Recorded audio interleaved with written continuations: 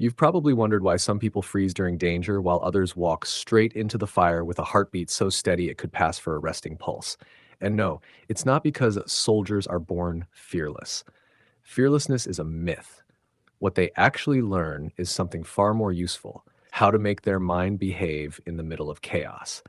And if you think this has nothing to do with you because you're not kicking down doors in a war zone, think again. The same chaos happens in blackouts, riots, disasters, and those moments when the world doesn't give you time to think.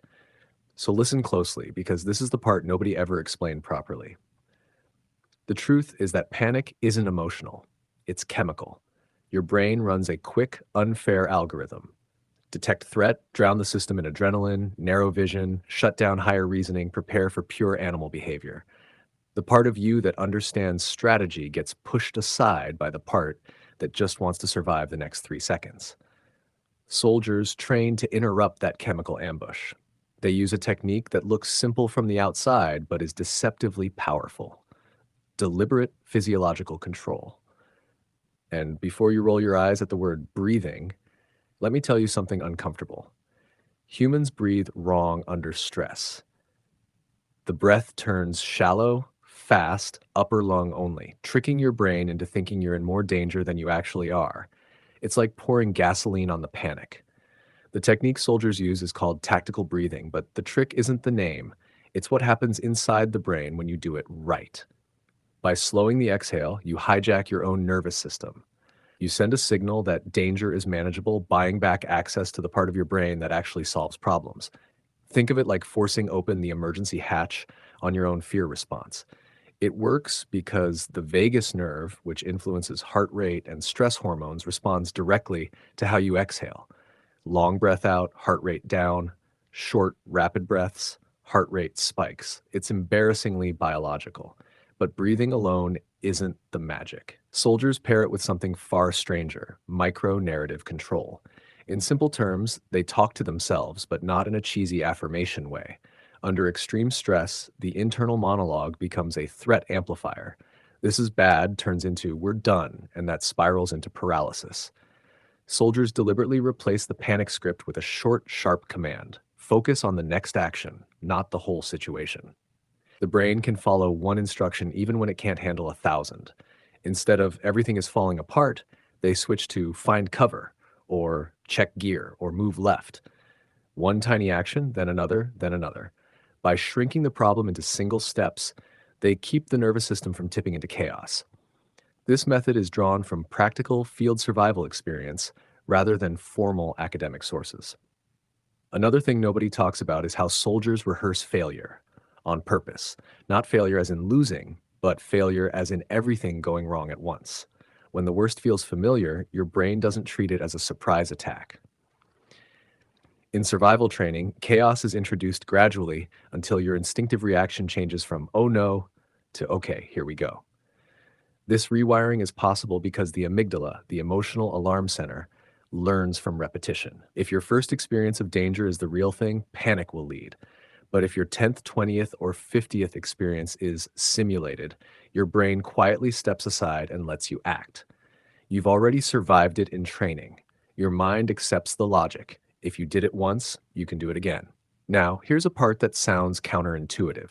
Soldiers create a sense of control even in situations where they aren't in control at all. That doesn't mean lying to themselves.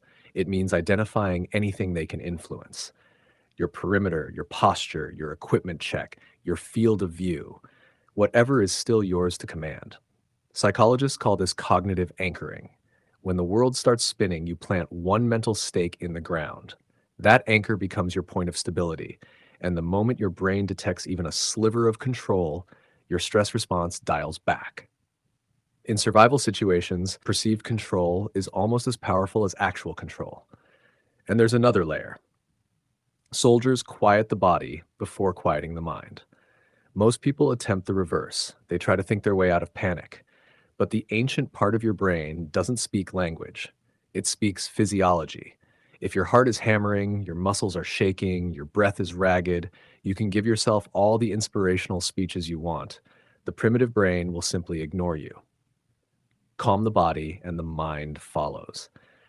There's also the trick of sensory reduction. When chaos erupts, the environment becomes too loud, literally and mentally. Soldiers instinctively narrow their sensory intake by focusing on one reliable point: the sound of their breath, the feel of the weapon grip, the weight distribution of their steps. This selective attention is a survival filter. Instead of drowning in the flood of noise, you choose which part of reality to amplify. The brain only has so much bandwidth, and when you claim it intentionally, panic loses its place. Of course, none of this means soldiers don't feel fear. They feel it fully. But they learn to separate fear from action. Fear becomes background noise, like static on an old radio. You can hear it, but it doesn't control the message. That's the part most people misunderstand. Calm doesn't mean emotionless. It means functional in spite of emotion. When chaos hits, real chaos, not the annoying kind, you don't need superhuman courage. You need something simple, boring, and almost laughably physical. Slow the breath, short command, single action, anchor to what you can control, and treat chaos like something you've met before, even if you're meeting it for the first time. Take this into the world outside the military. A citywide blackout, a sudden storm, a crowd erupting in panic. Streetlights vanish, traffic signals die, and the hum of civilization fades into an eerie silence. Panic becomes contagious. People run toward the loudest signals, the brightest movement, the ones who look like they know what they're doing. And here's the brutal truth: most of them don't. In those first critical minutes, the person who's practiced tactical calmness isn't just surviving. They're noticing the safe exit, avoiding hazards, and making decisions with clarity while the rest flounder. They are a lighthouse in the storm. Soldiers adapt these lessons into civilian life through situational triage, scanning the environment and dividing it into manageable zones: safe, risky, and immediate danger. They focus their senses, anchoring in one reliable cue to prevent sensory overload. They project calm, influencing others through example, not authority. They rehearse steps under pressure, creating automatic responses that bypass panic. They compartmentalize fear, acknowledging it but deferring it until after survival. And they make micro decisions continuously, tiny actions that keep them moving towards safety instead of being paralyzed by chaos. The cumulative effect is a mental survival architecture. Calmness becomes functional, fear becomes a tool rather than a master, and clarity emerges from the storm. These techniques are not about eliminating fear, they're about working through it. Even in a blackout, even when society falters, even when everyone else is frozen in panic, this architecture allows you to act with precision and purpose. And now, with your breaths steadied and your heartbeat finally retreating from the edge of panic, remember this: true survival doesn't only reveal itself in the direst moments, it is built in the moments before, in the quiet preparation, in the small, deliberate habits.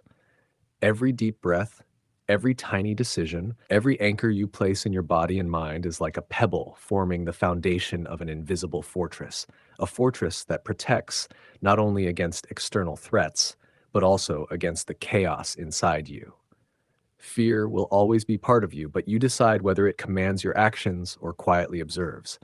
Every moment you choose calm, every time you master your mind and body, you experience a power no real-world disaster can take from you. The ability to stand in the storm and see paths others cannot.